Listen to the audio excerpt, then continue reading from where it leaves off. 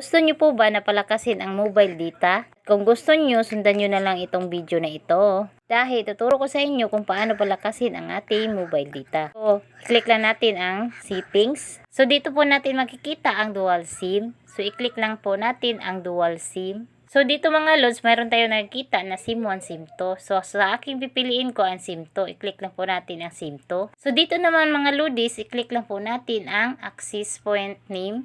Dito po natin gagawa ng paraan kung paano palakasin ang ating mobile data. So, okay mga lodis. Dito mga lodis ay puntahan naman natin itong, i-click naman natin itong plus nasa itaas. I-click lang po natin ito mga lods. So, dito na tayo mga lodis. Dito sa name, ang ilalagay natin ay ang aking name na Jeline.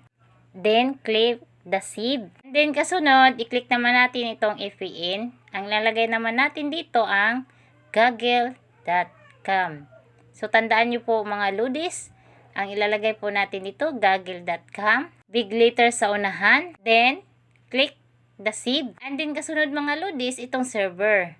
Ang lalagay naman natin dito sa silver ay ang 9.9.9.9. At kung hindi naman effective itong .9.9.9, pwede nyo pong palitan ng .1.1.1. So, kayo na lang po bahala mga lodis kung ano ang mas malakas pa sa inyo. So, dito naman tayo sa APN protocol. So, ang lalagay dapat natin IPv4. So, doon naman tayo sa EPM roaming protocol. Dapat ang ilagay natin dito IBP4. So, dito naman tayo sa bearer. Dapat ang ilagay natin dito unspecified.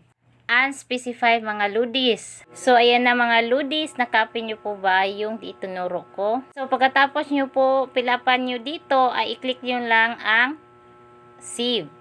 Pero sa iba ay done. Kasi po, iba-iba po talaga yung nakalagay sa ating mga cellphone. Yung sa iba ay done, yung sa akin naman ay save. So, kailangan po natin ito ilipat sa Jeline. Google.com.